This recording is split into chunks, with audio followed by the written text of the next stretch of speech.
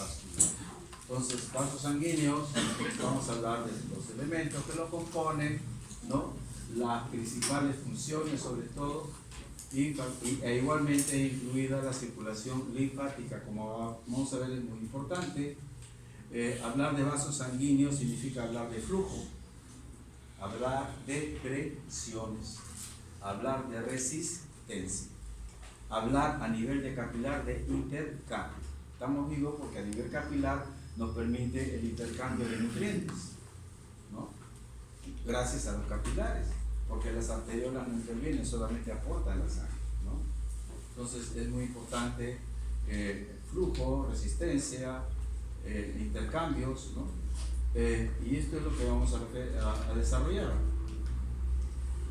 En un resumen, si yo quiero hacer, vean ustedes, les expliqué cómo en el ciclo cardíaco la aorta recibe los 70 centímetros del volumen sistólico de eyección y lo recibe y lo amortigua, ¿no? Porque sale con una presión determinada, pero como es elástico se dilata, baja la presión y eso permite estar vivo todavía, ¿no? Conforme tengamos más edad, todas esas arterias pierden la elasticidad a un grado determinado de acuerdo a nuestros pecados y entonces hay una ateroesclerosis. Entonces las arterias, no solo la arteria aorta, sino todas las arterias del cuerpo están expuestas a que se rompa, ¿no? Y por eso es que viene hoy el fulano, ayer hemos tomado desayuno y en la noche se murió, una hemorragia cerebral, ¿no? Una rotura de una arteria cerebral. Entonces, la aorta, por ser tremendamente elástica, miren ustedes, mide un diámetro promedio de 2,5 centímetros, tiene, ¿no? amortigua obviamente la presión del pulso, distribuye obviamente la sangre, ¿no? Las arteriolas pequeñas todas son de distribución, pero aquí llegamos a esta arteriola que miren ustedes cuánto mide, 0.01 de milímetros, y estas son las que regulan resistencia y regulan presión. Cuando hay vasoconstricción a este nivel, se produce aumento de la resistencia vascular sistémica, ¿no es cierto? Ustedes saben que la resistencia vascular sistémica aumentada da lugar a un exceso de postcarga. Ya no refiero cuál es el concepto de postcarga, ya le hemos referido. Regulan la presión e igualmente redistribuye la sangre que les decía. En una hemorragia la piel se queda sin sangre, otros órganos también, incluyendo el riñón. Ahí sí la naturaleza falla un poco, ¿no? Nos quita sangre el riñón, todo lo manda al cerebro, lo manda al corazón, le quita sangre al hígado, ¿no? Entonces esto es importante, las arteriolas con sus esfínteres que regulan la presión y el flujo al resto de los órganos. De las arteriolas ya vienen prácticamente los capilares. El capilar inicial es la parte arteriolar, ¿no? Y luego el capilar final es la parte venosa. Aquí, con mayúscula, ¿no? Se produce el intercambio, ¿correcto? Sale líquido, como vamos a ver, con nutrientes y regresa líquido, ¿no? Y queda un pequeño volumen que va a ser el intersticio. Cuando queda demasiado, ese intersticio aumenta, entonces ahí es donde interviene principalmente la circulación linfática. Respecto a la parte venosa, en azul, ¿no? Obviamente la parte capilar venosa todavía está en el intercambio, pero sobre todo las venas es capacitancia, volumen sanguíneo, colección. Ese es el punto. De tal manera que si yo tengo 40 a 60% de mi volumen en este momento, acá, y tomo una sustancia adrenérgica, aumento el tono venoso y inmediatamente las venas se contraen y van a contribuir con una mayor precarga. Bueno, aquí tenemos las arteriolas. Miren ustedes lo importante, obviamente, esto. Esto lo diferencia del capilar, que luego es endotelio solamente, ¿verdad? Y entonces el músculo liso, acá donde están principalmente los receptores, ¿no? Los receptores alfa, también hay beta, ¿no? La inervación adrenérgica produce esta situación y esto es quien regula, ¿no? La resistencia vascular sistémica. La función primaria entonces es esta de acá. Y la pongo con una letra mayor porque es importante. Bueno, obviamente, ¿por qué digo influencia en el intercambio de fluido capilar? Vamos a ver que cuando hablemos del capilar, la salida de fluido con sus nutrientes para que se alimente cada tejido, cada célula, va a depender de la presión hidrostática. Pero ¿de dónde procede esa presión hidrostática? De la arteriola, ¿no? De tal manera que si yo a la arteriola le produzco una vasoconstricción, ya saben, lo que está hacia atrás aumenta, lo que está hacia adelante disminuye. Por lo tanto, una vasoconstricción contribuye con una mejor nutrición, no se pone pálido, no hay sangre. En cuanto a las vénulas, esto es importante, también tienen inervación simpática, ya he hablado del tono vascular, ¿no? Que aumenta la precarga. Los linfáticos. ¿Dónde nace el sistema linfático, la vía linfática? Los linfáticos periféricos nacen en el intersticio, entre las células, ¿correcto? Allí nace, ¿correcto? Muy bien. Tienen un endotelio, tienen obviamente si hay endotelio, hay una membrana basal para el endotelio. Esto, quizás lo debo poner con rojo, es permeable. A nivel del capilar, es permeable, ¿correcto? Grandes linfáticos tienen obviamente un poco de músculo liso, ¿no? O sea, hay una pequeña vasoconstricción, ¿no? Y existe obviamente esta propiedad del músculo liso, la constricción, y que está entre los tejidos, entre los músculos, es lo que genera una bomba linfática, presión negativa, ¿no? Ustedes han viajado 5 horas, 12 horas, etc., y los pies lo tienen un poco hinchado. ¿Por qué lo tenemos hinchado? ¿No? Porque hemos dejado de usar los músculos. Y los músculos, su contracción y relajación, ¿no? Van a crear presión negativa y van a favorecer el retorno venoso. Si uno no contrae los músculos, todo se emposa, ¿no? Igualmente va a contribuir, lo mismo que pasa con las venas, va a influir en los linfáticos. Miren ustedes el promedio de volumen en 24 horas que se da, ¿no? En la circulación sistémica. Y ya saben ustedes que todo lo que es inferior, ¿no?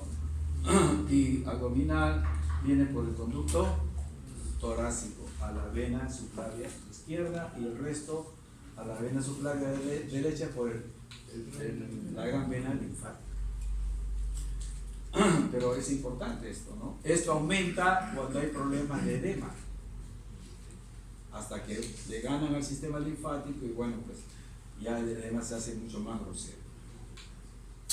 Si falla entonces esta circulación, ¿no? Se va a acumular líquido en el intersticio y aparece edema. O sea, para que aparezca edema, ¿no? Ya la bomba, el sistema linfático ya no dio más. Entonces ya todo se queda.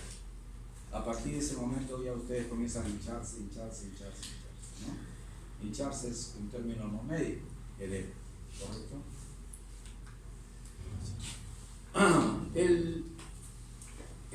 La sangre viene a través de un flujo continuo, ¿no? de tipo laminar, en el cual la parte central, ¿no? Tiene la velocidad máxima está en el centro, y en el periférico como que está quieto y pegado a toda la pared del vaso, ¿no? Este flujo laminar es el que permite no hacer ruido. Normalmente no se escucha pues la circulación a nivel de la arteria. Pongan ustedes este topógrafo acá donde están las arterias, se van a ver si escuchan algo, no escuchan nada. Es un flujo regular. Cuando hay un problema de obstrucción, cualquiera sea el mecanismo, a nivel de estos vasos, entonces el flujo se hace turbulento, ¿no? Turbulento. Y a partir de ese momento de la turbulencia, depende de la intensidad de la turbulencia, para que ya la circulación produzca un ruido siempre anormal, ¿verdad? Y ese ruido normal Si es en el corazón se llama soplo cardíaco. También soplo arterial, ¿no? Si es periférico. Entonces, esta es la diferencia, ¿no? Depende de muchos factores el flujo, ¿no? Depende de la densidad, estamos hablando de la sangre, del diámetro del tubo o del vaso, la velocidad, la viscosidad. La anemia, ¿quién da la viscosidad? Pues en la sangre, la presencia de glóbulos rojos, elementos celulares. Entonces una anemia disminuye la viscosidad. Si disminuye la viscosidad, entonces la sangre con la misma bomba va a conducirse con mayor velocidad. Y esa mayor velocidad puede generar soplos en algunas personas que son delgados, etc.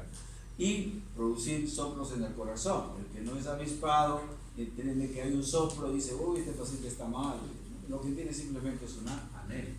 Entonces, al paciente se le tiene que ver completo, ¿verdad? Tengan mucho cuidado.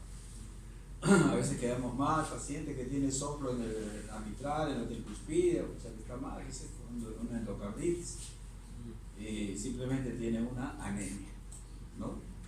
A veces nos llegan las interconsultas así de médicos sin especialidad, y bueno, pues amigo, es una anemia, ¿no? Punto.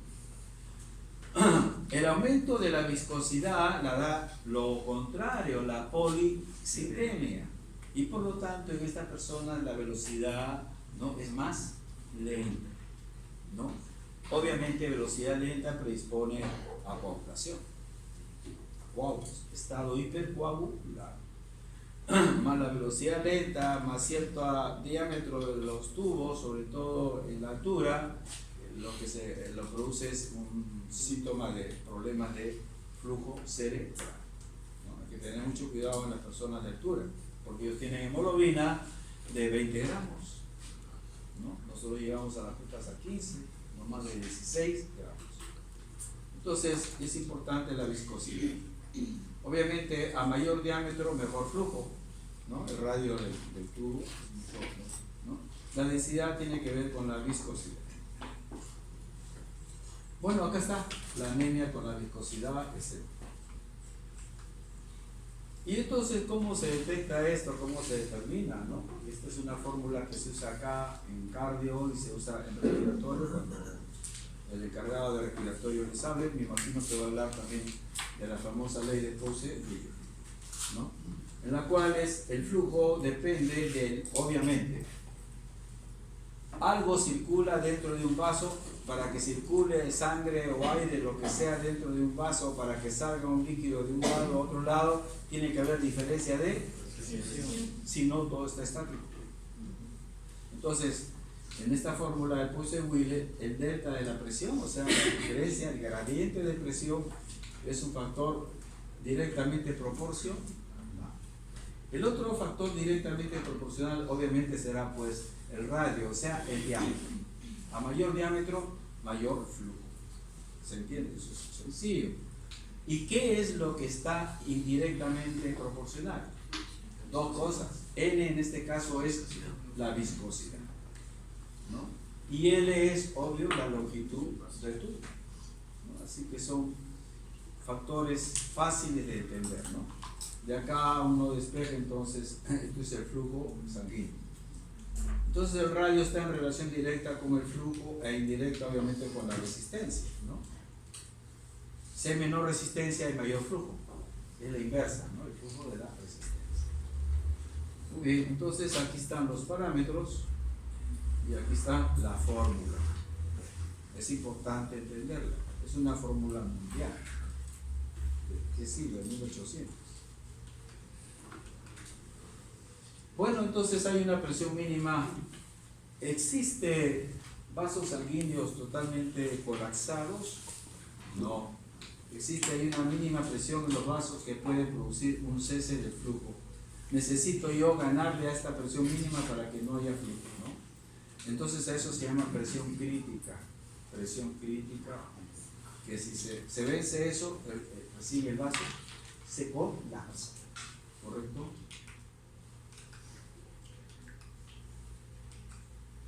El vaso se colapsa. Entonces, aquí hay un concepto, ¿no? Cuando la presión tisular que rodea al vaso sanguíneo, ¿no? Acuérdense que los vasos sanguíneos no están pues solos, están rodeados de tejidos, o sea, están rodeados de presión tisular. A eso se refiere, ¿no? Cuando esa presión es mayor que la presión crítica, entonces el vaso se colapsa. ¿En qué caso? Sobre todo en capilares en los cuales está el tejido inactivos. Entonces tenemos acá el concepto de resistencia y capacitancia de los vasos sanguíneos. Cuando hablamos de resistencia, hablamos de esto. Y cuando hablamos de capacitancia, hablamos de esto. ¿Correcto? Esto es resistencia.